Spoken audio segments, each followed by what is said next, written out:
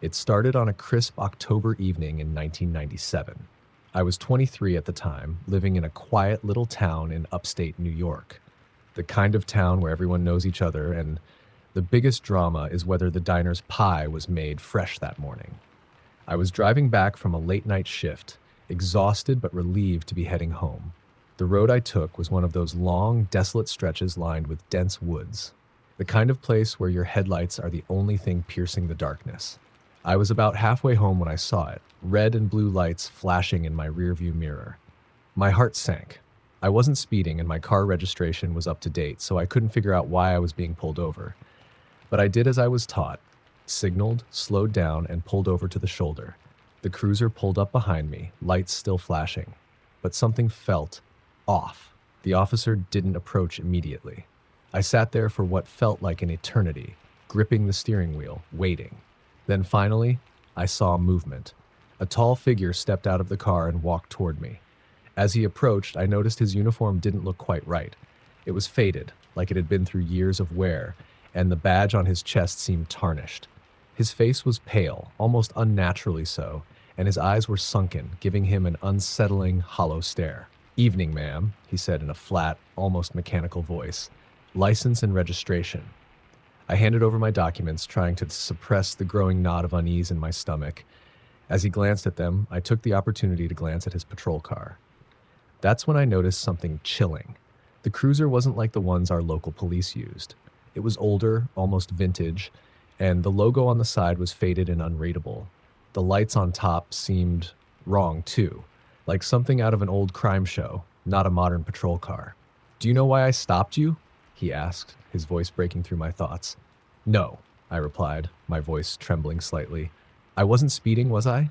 He didn't answer. Instead, he stared at me for a moment longer than was comfortable, then said, "Step out of the vehicle." Alarm bells went off in my head. I'd always been taught to comply with officers, but every instinct in my body was screaming that something wasn't right. "Why?" I asked, trying to keep my voice steady. His expression darkened. "Step out of the vehicle," he repeated, more forcefully this time. I hesitated, glancing around. The road was completely deserted. No other cars, no witnesses. Just me, this strange officer, and the suffocating darkness of the woods. "I don't feel safe," I blurted out, surprising even myself. "Can I call another officer to come here?" His face twisted into a sneer, and for the first time I noticed his teeth, yellowed and jagged like they didn't belong in a human mouth. "Step out," he growled, slamming his hand against the roof of my car. Panic surged through me. I fumbled for my phone, but before I could even unlock it, something strange happened. The air around us grew heavy, almost electric. A low hum filled my ears, and the officer suddenly froze, his head snapping toward the woods. His expression, which had been menacing just moments before, was now one of fear. Without a word, he turned and sprinted back to his cruiser. He didn't even bother to close the door before speeding off, his tires kicking up gravel as he disappeared down the road. I sat there, stunned, my heart pounding in my chest. What had just happened? Then I heard it, a faint whispering coming from the woods. It was soft at first, almost like the wind, but it grew louder, more distinct. Voices, dozens of them, overlapping and echoing. My hands trembled as I started my car and peeled out of there, not daring to look back. When I got home, I locked every door and window, my mind racing with questions. Who was that officer? And what had scared him so badly? The next day, I decided to do some digging. I went to the local library and combed through old newspapers, hoping to find something, anything that could explain what had happened. And then I found it. An article from 1973 detailed a tragic incident involving a police officer named Deputy Harold Grayson. According to the report, Grayson had been patrolling the very stretch of road where I'd been stopped when he pulled over a car suspected of being involved in a crime. But something went horribly wrong. Witnesses claimed they heard gunshots and saw a flash of light coming from the woods.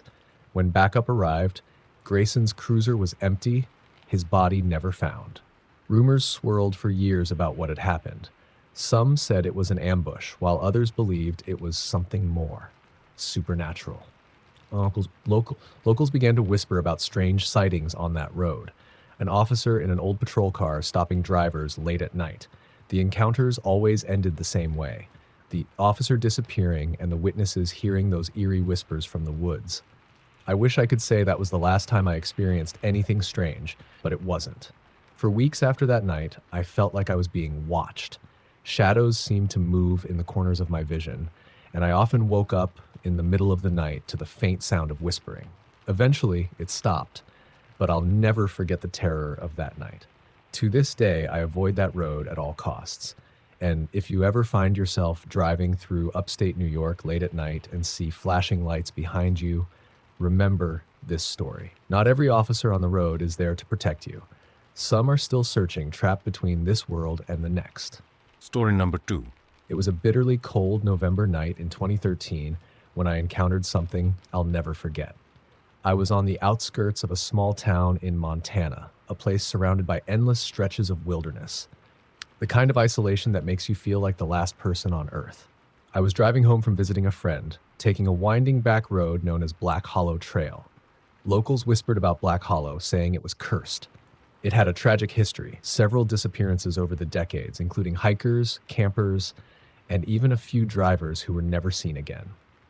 But I didn't believe in ghost stories, at least not until that night. The road was pitch black, illuminated only by my headlights. The trees loomed on either side, their gnarled branches forming a skeletal canopy. My car's radio had died earlier, so the only sounds were the crunch of gravel beneath my tires and the faint hum of the engine. I was halfway down the road when I saw it, a figure standing in the middle of the lane. My heart jumped into my throat as I slammed on the brakes, the car skidding slightly before coming to a stop. The figure didn't move.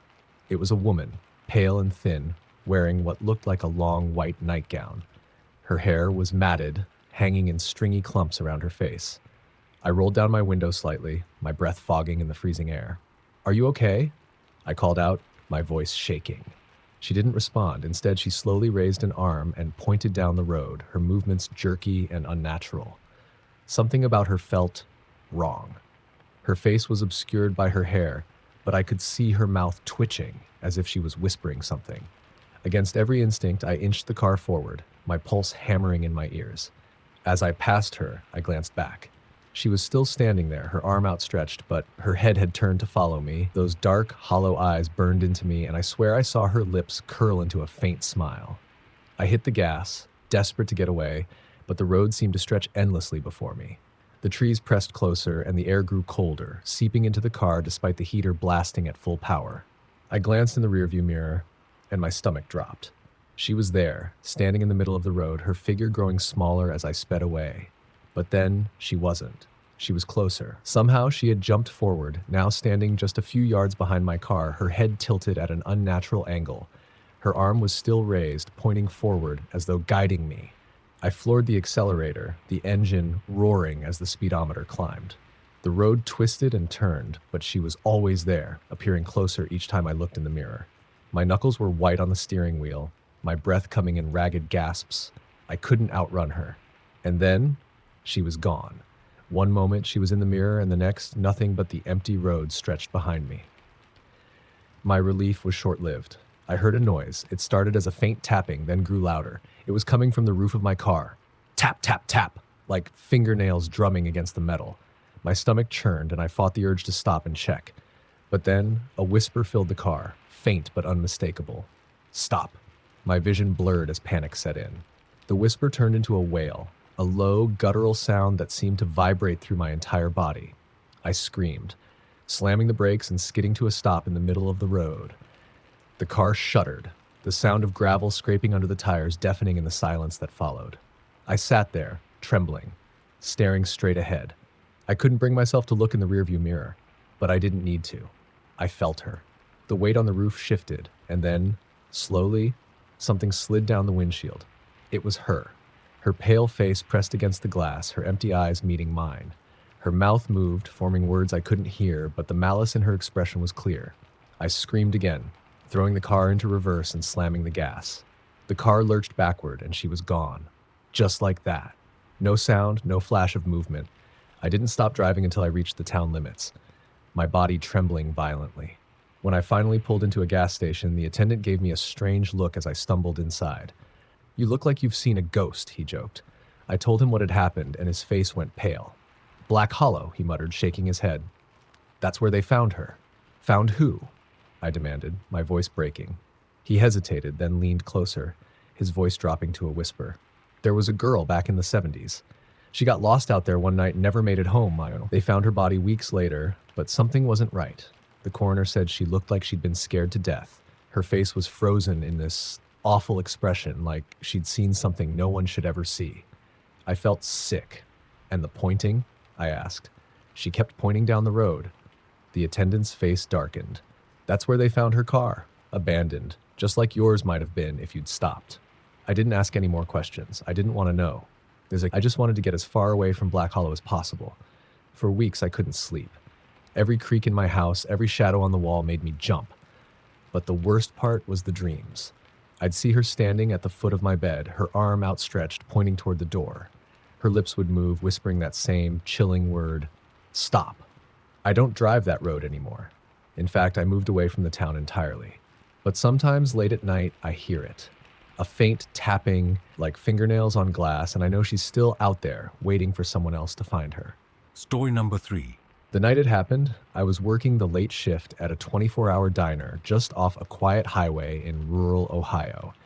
It was one of those nights where the air felt heavy, like something was pressing down on the world. The place was nearly empty. Just me, the cook in the back, and a lone trucker nursing a cup of coffee. The fluorescent lights buzzed faintly, adding to the eerie stillness. It was nearing 2 a.m. when a police car pulled into the parking lot. At first, I felt relieved. It wasn't uncommon for officers to stop by for coffee during their patrols, and their presence always made me feel a little safer. But as the cruiser sat there, idling for a moment, I began to feel uneasy. Something wasn't right. The headlights were too dim, and the car looked old. Not just out of date, but decades out of place, like it had rolled straight out of the 1960s. The door creaked open, and a man stepped out.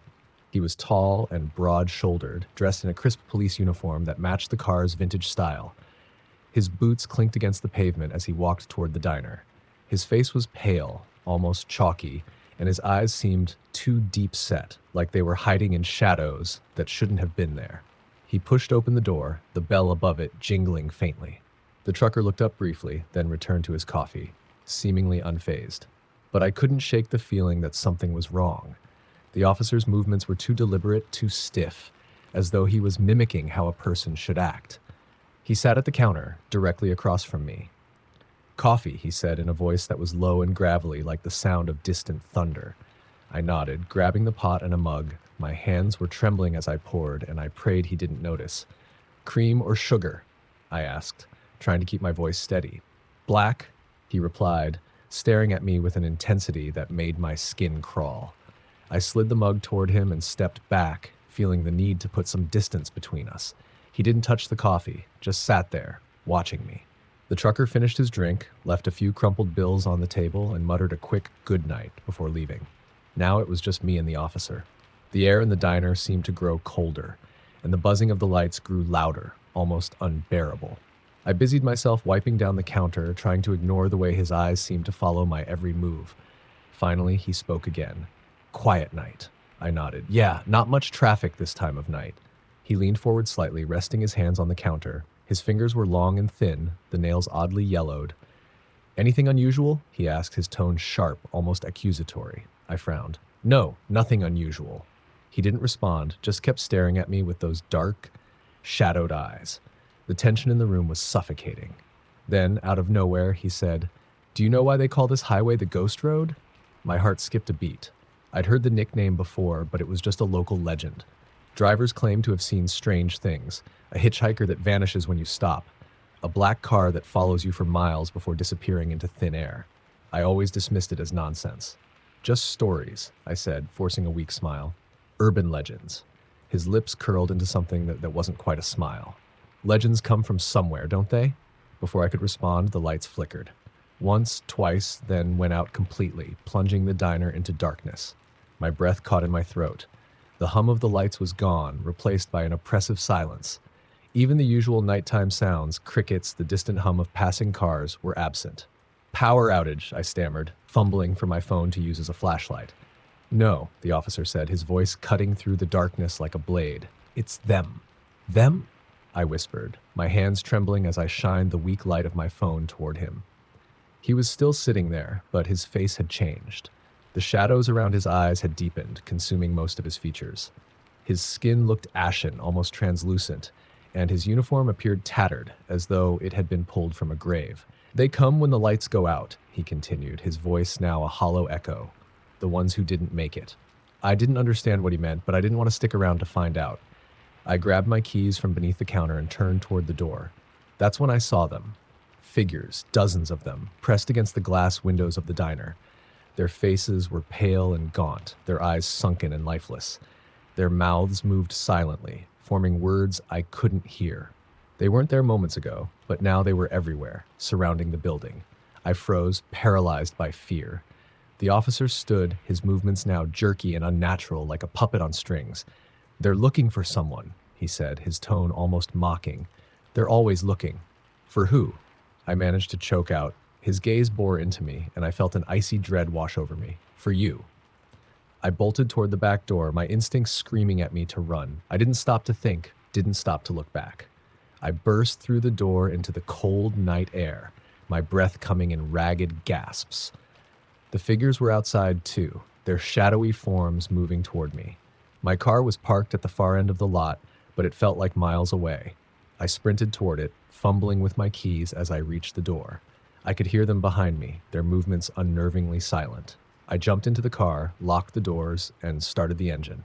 As I peeled out of the parking lot, I glanced in the rearview mirror. The figures were still there, standing in the lot, their empty eyes fixed on me.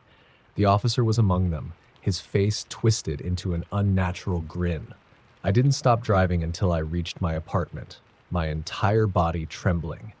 That night, I sat in the dark, clutching a kitchen knife, too scared to sleep. The next morning, I quit my job at the diner. I never went back, and I never drove down that stretch of highway again. But sometimes, late at night, I hear them, the faint whisper of voices, the tap of fingers against glass, and I know they're still looking. Story number 4. It was supposed to be a quick trip, a late-night drive to pick up my younger sister from her friend's house. She had begged me to come get her after her plans ran late, and being the older sibling, I couldn't say no. The house was about 30 minutes away, down a winding rural road surrounded by thick woods. It wasn't the first time I'd driven that route, but it would be the last. The clock on the dashboard read 12:47 a.m. as I turned onto Hollow Creek Road. The road had no streetlights, and my headlights barely seemed to cut through the suffocating darkness. The forest loomed on either side, the trees so dense they seemed to press in on the car. It was the kind of quiet that felt unnatural, as though the world itself was holding its breath. 10 minutes into the drive, I saw it. A man standing on the side of the road, his figure barely illuminated by my high beams. He was tall and thin, dressed in dark clothing, with a hood obscuring most of his face. My heart skipped a beat as I slowed the car, my instincts screaming that something wasn't right. What was he doing out here in the middle of nowhere at this hour? As I passed him, I couldn't resist a glance in the rearview mirror. That's when I saw it. He had turned to face the car, his head tilted unnaturally, his face now fully visible in the red glow of my taillights. His features were wrong, stretched and distorted, like someone had pulled his skin too tight. But it was his eyes that froze me. They were black, not just dark, but completely void of any light or color. I pressed the gas pedal harder, my pulse racing. When I glanced back again, he was gone. The road behind me was empty. I tried to shake it off, convincing myself it was just my imagination, a trick of the shadows. But the unease lingered. A few minutes later, I noticed something else strange. The forest around me seemed different. The trees looked older, their trunks gnarled and twisted, their branches forming an eerie web overhead. The air grew colder, and a thick fog began to creep in, clinging to the road and reducing visibility to almost nothing. That's when I saw the car. It was parked on the side of the road, its hazard lights blinking faintly in the mist. As I approached, I noticed the driver's door was open, but there was no sign of anyone inside or nearby. The car looked like it had been abandoned in a hurry, the engine still idling, its headlights casting long, distorted shadows across the trees.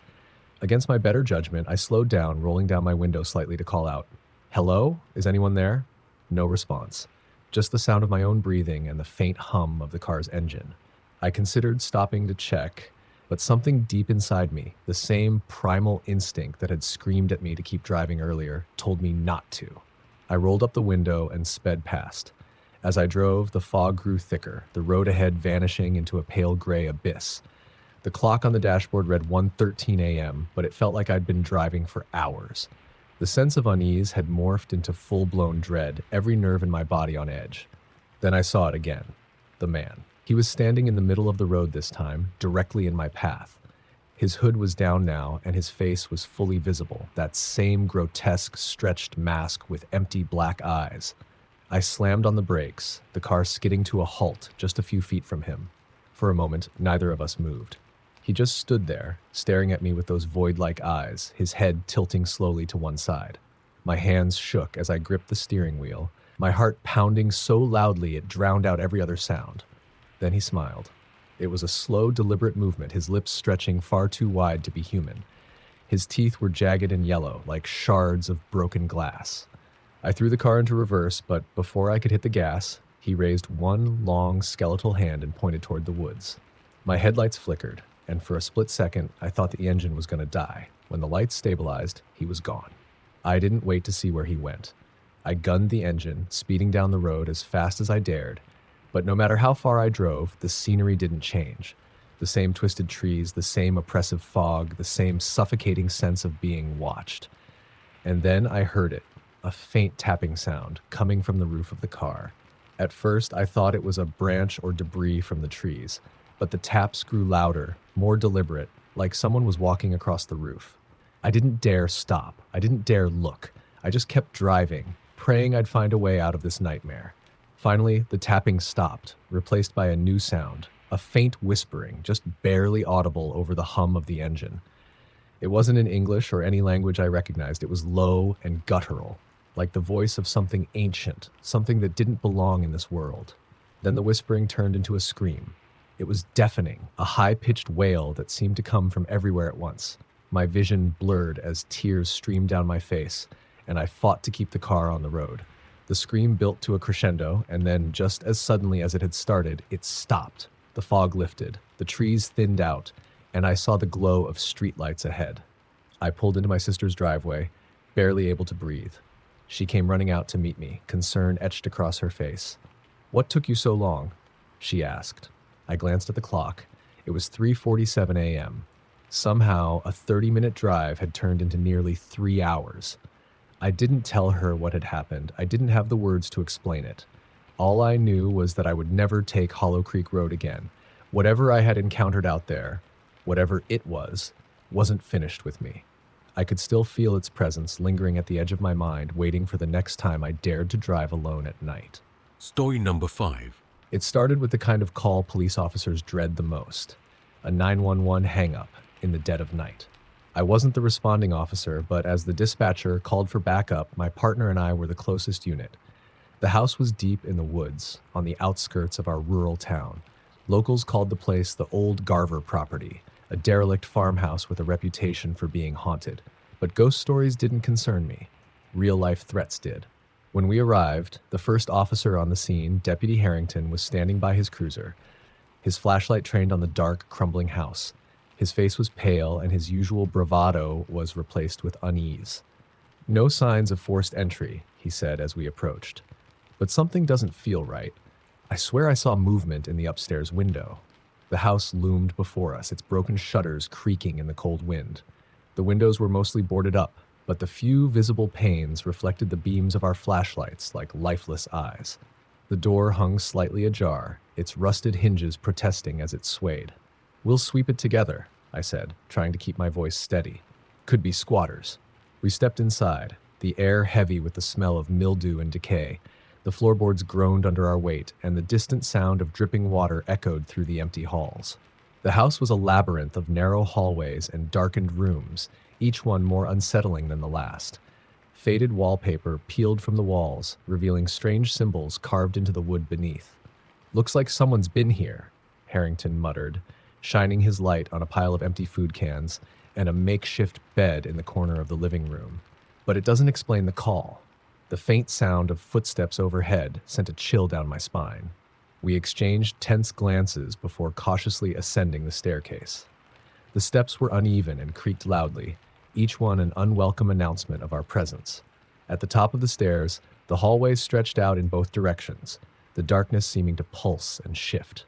A door at the far end was slightly ajar, and a flickering light spilled out into the hallway. "Stay close," I whispered, gripping my flashlight tightly as we approached. The door led to a bedroom, sparsely furnished with a rotting bed frame and a cracked mirror. A single bulb dangled from the ceiling, its weak light casting jagged shadows on the walls. On the bed sat an old rotary phone, its cord severed, the receiver resting beside it. Harrington frowned. "That's not possible. This thing couldn't have made the call."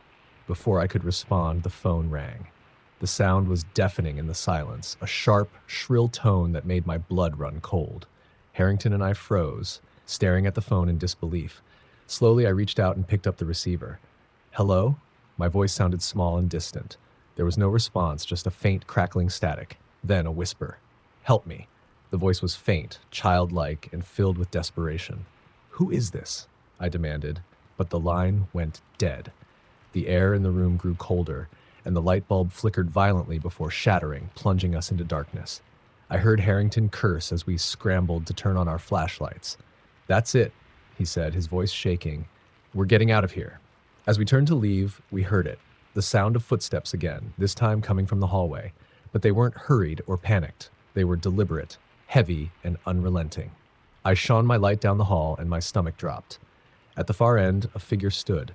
It was tall and thin, its head tilted at an unnatural angle. Its face was obscured by shadows, but I could see its eyes, glowing faintly like embers in the dark. "Freeze!" Harrington shouted, drawing his weapon. "Identify yourself." The figure didn't move. It just stood there, staring at us. Then, without warning, it lunged forward, its movements impossibly fast and disjointed. It was like watching a film on fast forward, the creature's limbs jerking and twisting as it closed the distance between us. "Run!" I yelled, grabbing Harrington's arm and pulling him toward the stairs.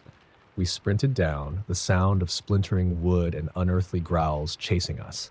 As we reached the front door, something slammed into it from the other side, sending us stumbling backward.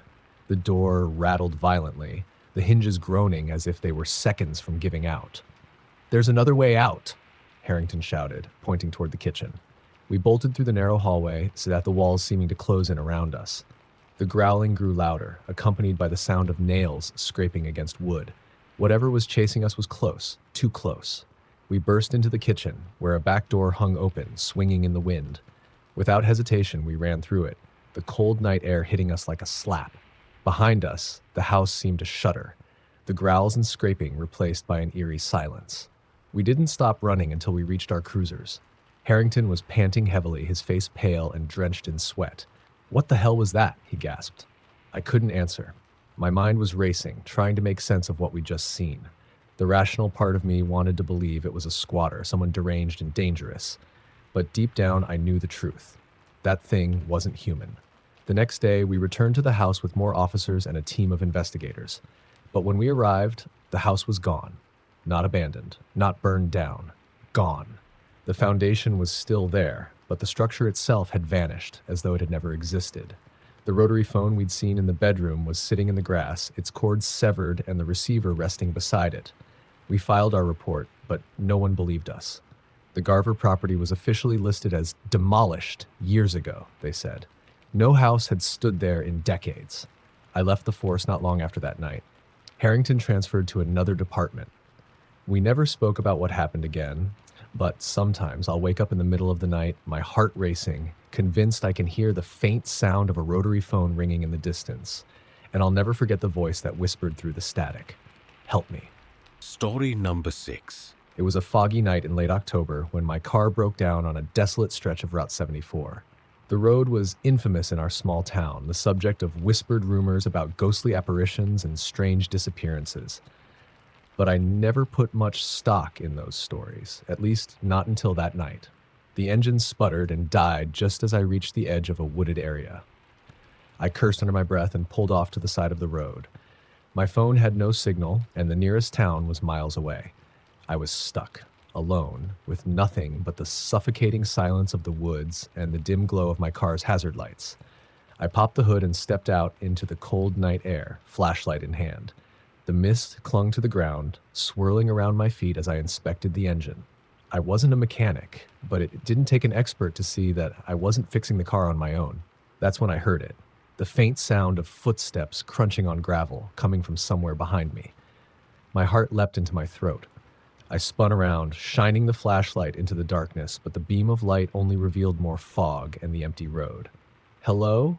I called out, my voice trembling. The only answer was the distant rustling of leaves.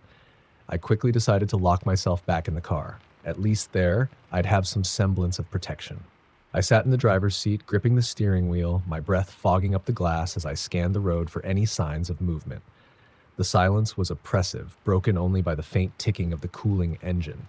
Minutes passed, or maybe hours, I couldn't tell.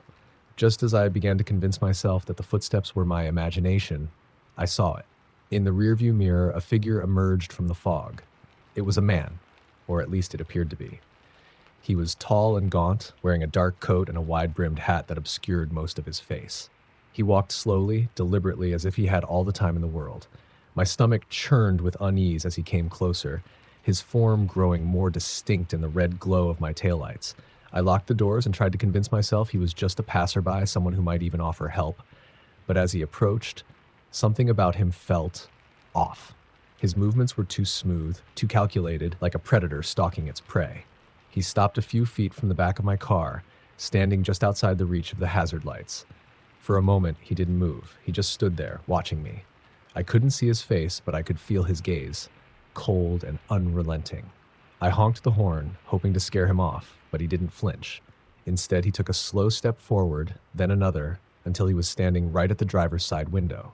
Up close, his face was partially hidden in shadow, but what I could see made my skin crawl. His eyes were unnaturally large and black, like two pools of ink. His skin was pale and stretched tight over his skull, and his lips were pulled into a grotesque smile that revealed sharp, yellowed teeth.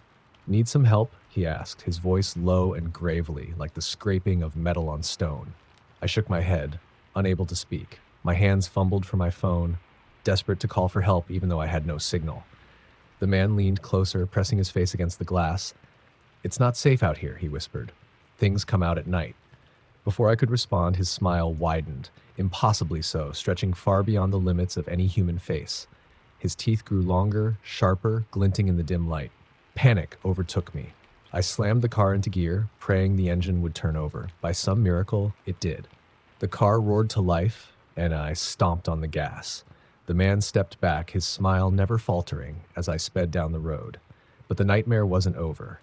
As I glanced in the rearview mirror, I saw him again. He was standing in the middle of the road, growing smaller and smaller as I drove away. And then, impossibly, he started running. He moved unnaturally fast, his limbs jerking and contorting as he closed the distance between us. No matter how hard I pressed the accelerator, he kept pace, his grotesque smile fixed on me. I screamed, swerving wildly as he appeared to be mere feet behind my car. But just as suddenly as he had started chasing me, he vanished. The road ahead was empty, the fog swallowing everything. I didn't stop driving until I reached a gas station on the outskirts of the next town. I stumbled inside, pale and trembling, and told the clerk what had happened. He gave me a strange look, his face a mix of pity and fear. "You saw him," he said, his voice barely above a whisper. "Who?" I demanded, my voice cracking. "The Hat Man," he replied. "People say he's a shadow, a demon, or a spirit that haunts this road. Some say he marks you. Once you see him, he doesn't stop until he gets what he wants." I shook my head, refusing to believe it. But as I sat in the gas station, sipping a cup of stale coffee, I couldn't shake the feeling that I was being watched. Every shadow seemed to move. Every faint sound sent shivers down my spine. I eventually made it home, but the experience left me scarred. I avoid Route 74 at all costs, even during the day. But sometimes, late at night, I see him in my dreams, standing in the fog, his wide-brimmed hat casting a shadow over his grotesque smile. And I know he's still out there, waiting. Story number 7. It was supposed to be a simple job. I was a night security guard assigned to a newly built office complex in the heart of a small city. The building was state-of-the-art, sleek and modern, with motion detectors, surveillance cameras, and all the latest technology. It should have been an easy shift. Sit in the control room, monitor the cameras, and occasionally patrol the empty halls. But that night, the building felt wrong. It started shortly after midnight. The cameras in the lobby flickered briefly, a quick burst of static before stabilizing. I didn't think much of it at first. Faulty wiring, maybe. I made a mental note to report it and continued flipping through the feeds on the monitor. Around 12:30 a.m., the motion detector on the third floor triggered. The system beeped, displaying a message, "Motion detected zone 3."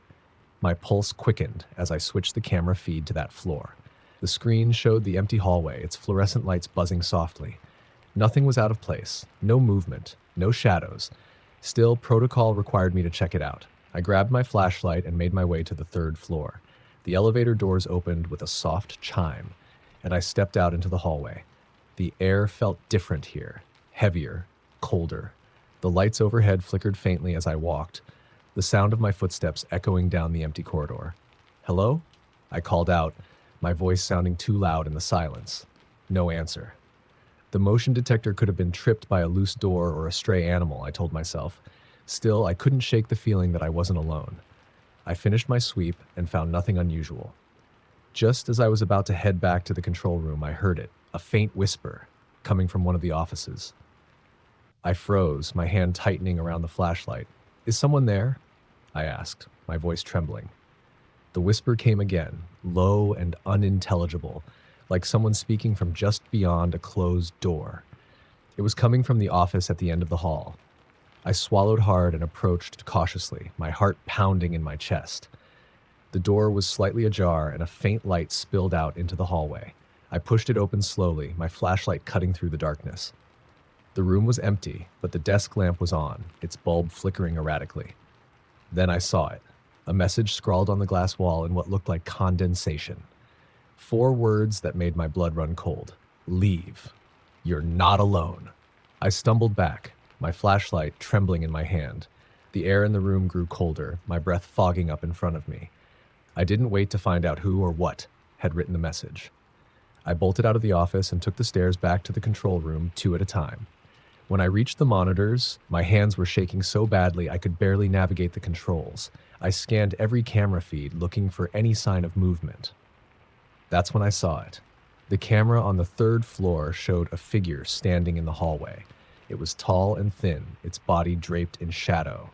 I couldn't make out its face, but its head was tilted at an unnatural angle, as though it were staring directly at the camera. I switched to a different feed, hoping to get a better view, but the figure was gone. I flipped back to the third floor camera, and the hallway was empty again. A deep sense of dread settled over me. I wanted to leave, to call my supervisor and quit on the spot, but something kept me rooted in place. Maybe it was fear, or maybe it was curiosity, but I couldn't bring myself to abandon the building just yet. At 2 a.m., the motion detector on the second floor triggered. I hesitated for a long moment, staring at the blinking alert on the screen. I didn't want to go back out there, but protocol was protocol. I armed myself with a baton and reluctantly made my way to the second floor. The elevator ride felt like an eternity, the soft hum of the machinery doing little to calm my nerves. When the doors opened, the hallway was bathed in an eerie, dim light. The overhead fluorescence flickered intermittently, casting long, jagged shadows across the walls. I walked down the corridor, my flashlight sweeping the area. The motion detector had been triggered near the conference room, so I headed in that direction. The door was slightly ajar, and as I pushed it open, my flashlight illuminated the empty room. Or so I thought. In the corner, near the floor-to-ceiling windows, something moved. It was subtle, like a ripple in the air. I stepped closer, squinting, trying to make sense of what I was seeing. And then, out of nowhere, the large glass window cracked, a jagged line splitting it down the middle with a deafening snap. I stumbled back, heart racing. The air grew colder again, and that same faint whisper filled the room. It was louder now, more insistent, but still incomprehensible. I didn't stick around to investigate. I ran back to the control room, slamming the door shut behind me and locking it. My hands were shaking as I picked up the phone to call my supervisor. The line was dead. Panic set in as I realized the building's power was slowly failing. The monitors flickered, one by one, before shutting off completely. I was plunged into darkness, the only light coming from my flashlight. That's when I heard it, the sound of footsteps echoing down the hallway outside the control room. Slow, deliberate steps, getting closer with each passing second. I backed away from the door, my flashlight trained on it.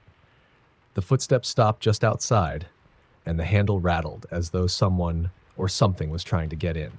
"Who's there?" I shouted, my voice cracking. The rattling stopped, replaced by a soft, scraping sound, like nails dragging across the metal door. My breath caught in my throat as a shadow moved beneath the crack in the door. It lingered there for a moment before disappearing. The building fell silent again, but I knew I wasn't alone. I stayed locked in the control room until dawn, yet clutching my flashlight like a lifeline.